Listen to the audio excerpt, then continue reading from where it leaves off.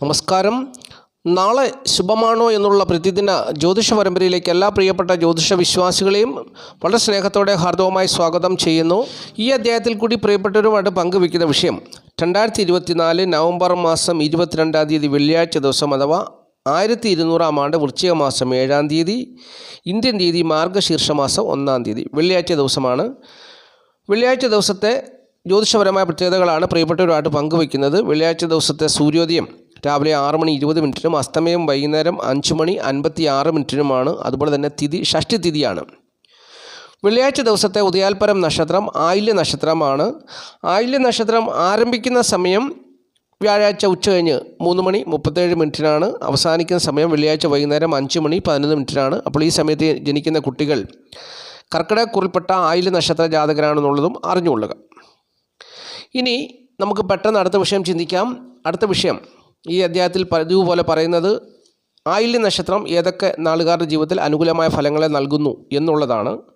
അപ്പോൾ അതിനെക്കുറിച്ച് ചിന്തിക്കുമ്പോൾ തിരുവാതിര, രോഹിണി, രേവതി, അശ്വതി, അനിഴം, തൃക്കേട്ട, പൂയം ഇത്രയും നാളുകാരുടെ ജീവിതത്തിൽ ആയില്യ നക്ഷത്രപ്രകാരം അനുകൂലമായ അനുഭവങ്ങൾ വന്നു ചേരുമെന്ന് ജ്യോതിഷം പറയുന്നു.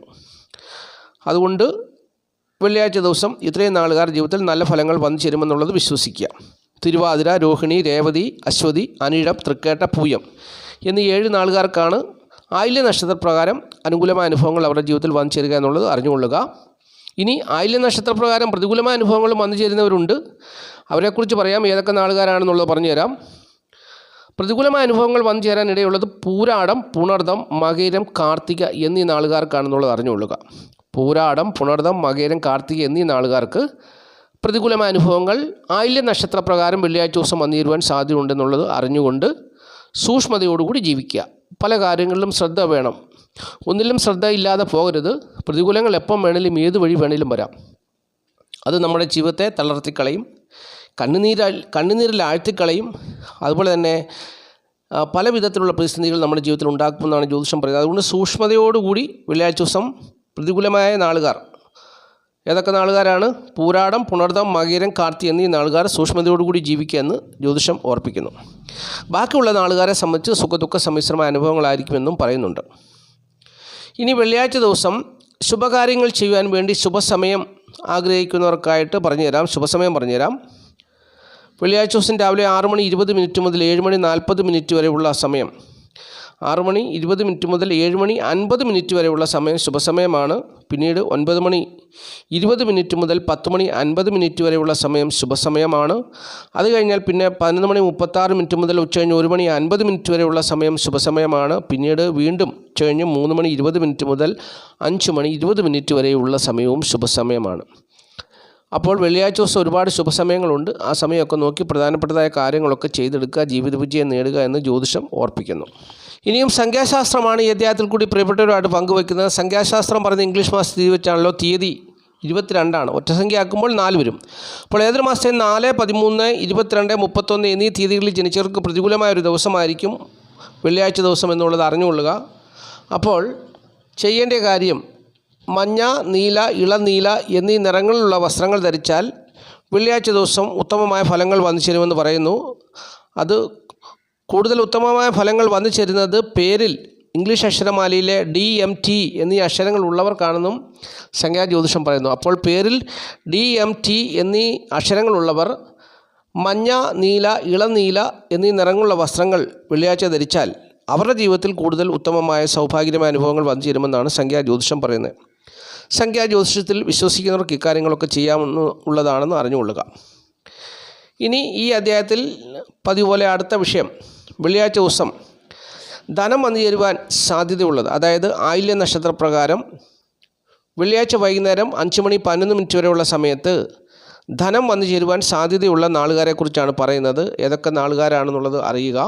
ഉത്രം, ചോതി, കേട്ട, ഉത്രാടം, ചതയം, രേവതി, കാർത്തിക, തിരുവാതിര, ആയില്യം എന്നീ നാളുകാർക്കാണ് വെള്ളിയാഴ്ച ദിവസം ധനം കൂടുതലായിട്ട് വന്നു ചേരുവാൻ സാധ്യതയുള്ളെങ്കിൽ ധനവരവിന് കൂടുതൽ സാധ്യതയുള്ളത് എന്നുള്ളത് അറിഞ്ഞുകൊള്ളുക.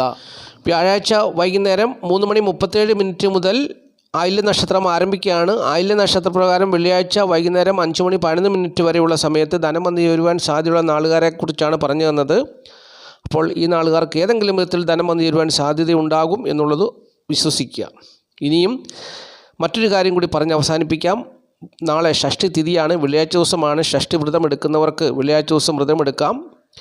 വ്രതമെടുക്കുക എന്ന് പറഞ്ഞാൽ ഭൗതികമായും ലൗകികമായുള്ള ജീവിത സാഹചര്യങ്ങളിൽ നമ്മളൊന്നും മാറി നിൽക്കുക, ആത്മീയതയിലേക്ക് മാറി നിൽക്കുക. നമ്മുടെ ജീവിതത്തിൽ വരുന്ന കഷ്ടതകളും പ്രയാസങ്ങളും പ്രതിസന്ധികളും ഒക്കെ പരിഹരിച്ച് കിട്ടുവാൻ ഈശ്വര ബന്ധത്തിലേക്ക് എത്തിച്ചേരുന്നതാണ് ഒരു വ്രതം എന്ന് പറയുന്നത്. അപ്പോൾ ആ ഒരു വ്രത ബന്ധത്തിൽ കൂടിയാണ് നമ്മൾ ഈശ്വരനുമായിട്ട് നമ്മുടെ മനസ്സിനെ പൂർണ്ണമായിട്ട് സമർപ്പിക്കുക, ഈശ്വര സങ്കല്പത്തിൽ സമർപ്പിക്കുക. അങ്ങനെ ഈശ്വരനുമായിട്ടുള്ളൊരു ബന്ധത്തിലേക്ക് നമ്മൾ എത്തിച്ചേരുക, ഈശ്വരനെ ധ്യാനിക്കുക. അങ്ങനെ ആ ധ്യാനത്തിൽ കൂടി നമ്മുടെ പ്രതിസന്ധികളും പ്രശ്നങ്ങളും എല്ലാം മാറിപ്പോകും എന്നുള്ളതാണ് വിശ്വാസം. അപ്പോൾ പ്രാർത്ഥിക്കുക, സമർപ്പിക്കുക. അങ്ങനെ ഒരു അനുഭവത്തിൽ കൂടി കടന്നു പോകുമ്പോൾ ഈ ലോക ജീവിതത്തിൽ എന്തെല്ലാം കഷ്ടതകളും പ്രയാസങ്ങളും വന്നാലും അതിനെയൊക്കെ അതിജീവിക്കാനുള്ള ഒരു കരുത്ത് നമുക്കുണ്ടാകുമെന്നുള്ളൊരു വിശ്വാസം നമ്മളിൽ വന്നു ചേരും. അങ്ങനെ പ്രതിസന്ധികളെല്ലാം നമ്മൾ അതിജീവിച്ച് മുന്നേറും. അതൊരു ഈശ്വരൻ്റെ കൃപയാണെന്നുള്ളൊരു വിശ്വാസത്തോടു കൂടി ആ ഒരു മനസ്സോടുകൂടി വ്രതമെടുക്കുക. വ്രതമെന്ന് പറഞ്ഞാൽ ഒരു വേർപെട്ട ഒരു അനുഭവത്തിലേക്ക് നമ്മൾ കടന്നു പോകുക എന്നുള്ളതാണ്. അപ്പോൾ നമുക്ക് ജീവിക്കുവാൻ വേണ്ടി നമ്മൾ ജോലിക്ക് പോകും, നമ്മൾ ആഹാരം കഴിക്കും. അപ്പോൾ അങ്ങനെയുള്ള കാര്യങ്ങളൊക്കെ നമ്മൾ ചെയ്യുമ്പോൾ തന്നെ നമ്മുടെ ജീവിതത്തിൽ വരുന്ന പ്രതിസന്ധികൾക്കും പ്രശ്നങ്ങൾക്കും ഒരു പരിഹാരം കണ്ടെത്തുവാൻ നമ്മൾ തന്നെ നമ്മളെ സമർപ്പിക്കുന്ന, ഈശ്വരനിലേക്ക് സമർപ്പിക്കുന്ന ഒരു അനുഭവമാണ് വ്രതം. അപ്പോൾ അത് ചെയ്താൽ, ആ ഒരു ബന്ധത്തിൽ എത്തിച്ചേർന്നാൽ ഈശ്വരൻ നമ്മുടെ കൂടെ ഉണ്ടായിരിക്കും. അതുകൊണ്ട് പ്രിയമുള്ളവർ, നാളത്തെ ദിവസം വ്രതമെടുക്കും. നന്ദി, നമസ്കാരം പറഞ്ഞു നിർത്തുകയാണ്. Master mind of knowledge.